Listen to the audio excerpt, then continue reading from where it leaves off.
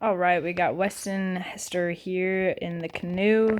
He has a really good, powerful stroke in the front end, but a few things that are happening that are not good, and we're going to look at it. So I'm going to play this in real time, and then, as always, slow it down.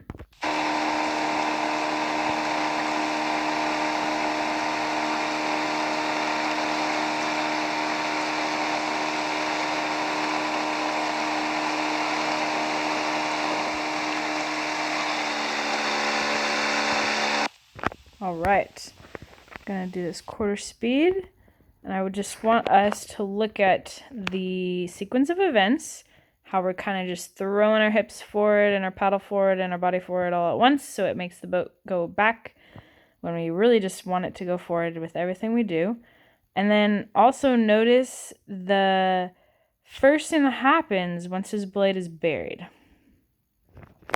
Can help us out by pausing right there. So he's buried. I do want to comment on how good setup he has here. He looks like he's pretty rotated, and his upper back is pretty rotated. And the way he gets to the water, he could be a little bit more patient and fall forward. It's also a sequence of events issue. Like if his hip was already forward and then he rotated his upper back and everything, he'd be closer to he would be closer to the water already, pretty close to the catch, and there wouldn't be a need for this breaking in the back. You see how he's up here and then he bends in his lower back to get there. So already he's stressing his lower back out. It's vulnerable. He puts his blade in, and what happens first? The lower back moves up and back. Do you see that? See how that moves? He's rotating back. He's using his legs, but his lower back is starting to come up. And it's not until this moment that we see his body start to press up. You see that moment right there? His hand's right here, and his hand, now he finally lets his arms go independent, and his body comes up. If he did that way up here, imagine just how much more his boat would jump with power. It's already jumping with a lot of power. He makes it happen.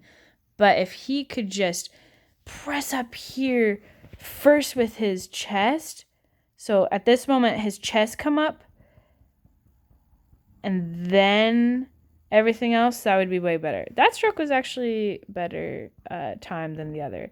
So we actually do see his chest stop moving here, so he doesn't go as far down. But his back is the first thing that initiates his lower back with it coming up. And he doesn't really start his press up until here. So, Weston, that's what you should start working on, especially to save your lower back.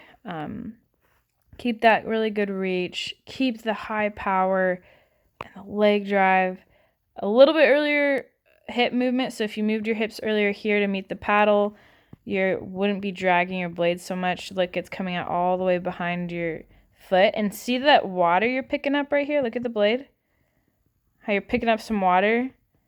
That's not going to help the boat go up and forward. It helps the boat go down, actually.